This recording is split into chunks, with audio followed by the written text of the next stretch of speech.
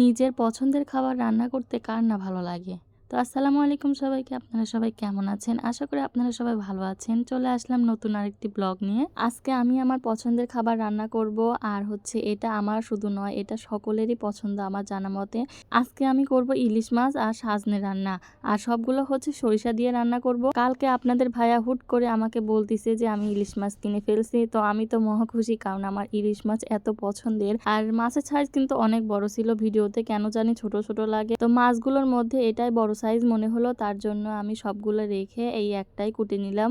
আর একটা পিসের থেকে আমার 7টা পিস বের হয়েছিল। আর মাছের চোপড়াটা আমি রেখে দিই। মাছের চোপড়া দিয়ে কিন্তু কচুর শাক ঘন্ট করা যায়, আবার সবজিতে দিলে ভালো লাগে। ইলিশ মাছে রসুন দিতে হয় না। তারপর আমি পেঁয়াজ বাটা দিছিলাম, তারপর সরিষা বাটা দিছিলাম, তারপর স্বাদ মতো লবণ, হলুদ, মরিচের গুঁড়া আর কাঁচামরিচ বেশি করে দিছিলাম, কারণ রোজার মধ্যে আমি শুকনো মরিচটা একদমই কম খাই। আর কাঁচামরিচের তরকারি কেমন যেন ফ্যাকাশে ফ্যাকাশে লাগে, এই জন্য হালকার উপর মরিচের গুঁড়া দিই, যাতে একটু কালারটা একটু সুন্দর দেখা যায়। সত্যি বলতে তরকারিতে কালার যদি না আসে কেমন যেন খেতেই মন চায় না। আর এই ডিমগুলো দেখছেন না, এগুলো আমার মুরগি পারছে। আমি আমার মুরগিটা আম্মুর কাছে দিছি। আমার কপাল খুবই ভালো, জীবনে প্রথম একটা মুরগি পুষতেছি আর ডিম অনেক দিচ্ছে মাশাআল্লাহ। আজকে 2টা তরকারিতেই আমি সরিষা দিয়ে রান্না করব। আর এই সরিষাগুলো কে পাঠিয়েছে জানেন? এটা পাঠিয়েছে আবির ভাইয়ের বোন। নতুন বছরের নতুন সরিষা। সরিষা দিয়ে যে কোনো তরকারি রান্না করলেই কিন্তু অনেক মজার হয়, বিশেষ করে ডাটার চচ্চড়ি, এই যে সাজনি আর পুঁইশাকের ডাটা, আর সাথে সরিষা ইলিশ তো আছে। তো আরেক চুলাতে আমি এখন সরিষা ইলিশ করব।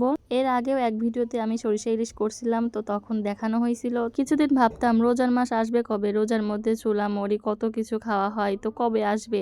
এখন দেখেন দেখতে দেখতে কিন্তু 24টা রোজা হয়ে গেল। আর এই রোজার মাসে কিন্তু আমরা ভাজা পোড়া অনেক কিছু খাই, কিন্তু আল্লাহর রহমতে দেখেন আমাদের কোনো সমস্যাই হয় না। আর রোজা বাদে যদি এমনি দিনে খাই তখন পেটের সমস্যা দেখা দেয়। আগে না এক হাতে এত কিছু সামলাতে পারতাম না, এখন রান্না বান্না এক হাতেই সবকিছু করি। যত দিন যাচ্ছে সংসারের প্রতি তত মায়া বেড়েই যাচ্ছে। আর মেয়েদের জীবনই এমন, স্বামী সংসার নিয়েই তো তাদের জীবন। যে মেয়ে হাত ধুয়ে শুধু ভাতটা খেত, এখন সেই মেয়ে সংসারে এক হাতে সবকিছু সামলায়।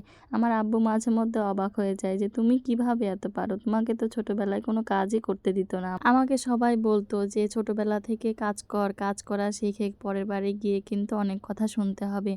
তো আল্লাহর রহমতে এখন পর্যন্ত কোনো কথাই শুনতে হয় নাই, কারণ আম্মু আমাকে হাতে কোনো কিছুই শেখায় নাই। আমি শুধু দেখতাম আম্মুর কাজ, তখন এমনিতেই মনে করেন যে একটা আইডিয়া চলে আসতো। আর আমার না শেখার প্রতি খুবই আগ্রহ। যখন কোনো জিনিস দেখতাম যে আমি পারতেছি না, তখন সেই জিনিসটা না পারা অবধি আমি ছাড়তাম না। আর মেয়েদের জীবন এমনই, যখন মেয়েরা বাবার ঘরে কিছুই করে না কিন্তু শ্বশুরবাড়ি এসে যাবতীয় কাজ করতে হয়, তখন আস্তে আস্তে সবকিছুই শিখে যায়। যেগুলো পছন্দ না সেগুলোও পছন্দ হয়ে যায়, যে এই খাবারগুলো খেতে মন চায় না সেগুলোও পছন্দের খাবার হয়ে যায়। তো অনেক কথাই বললাম, তো কথা বলতে বলতে আমার রান্নাটাও কমপ্লিট হয়ে গেছে। তারপর কয়টা আলুর চপ করে নিলাম। তো আপনাদের ভাইয়াকে বলছিলাম যে কয়টা বড়া আনো, কারণ আমি আলুর চপ শুধু করছিলাম, তার জন্য আমি বলছিলাম কয়টা বেগুনের চপ আর পেঁয়াজও নিয়ে আসো। আর এই যে দেখেন আমাদের লেবু গাছে মাশাআল্লাহ অনেক লেবু আসছে এবার। দুঃখের বিষয় রমজান মাসে আমাদের গাছের লেবু খেতে পারলাম না, ঈদের পর খাওয়া যাবে, কারণ এগুলো অনেক ছোট, কেবল ধরতিছে। একদিক দিয়ে ভালো লাগে যে আমি যেই ফলটা পছন্দ করি এই বাসায় সেই ফলটা আছে, মানে পেয়ারা। আমি পেয়ারা খুব পছন্দ করি, আর পেয়ারা গাছটা আমার শ্বশুর বাড়িতে আছে। আমার উনি আসে ঠিক ইফতারি 5-6 মিনিট আগে, আর আমার এক হাতে সবকিছুই করতে হয়। আগে তাও শরবত বানাই দিত, কিন্তু এখন আমার সবকিছুই করা লাগে একা হাতে। একা হাতে করলেও এটা কিন্তু অনেক সওয়াবের কাজ। তো আজকের ভিডিওটি কেমন লাগলো অবশ্যই কিন্তু কমেন্টে জানাবেন। আর ভালো থাকবেন সবাই, আল্লাহ হাফেজ।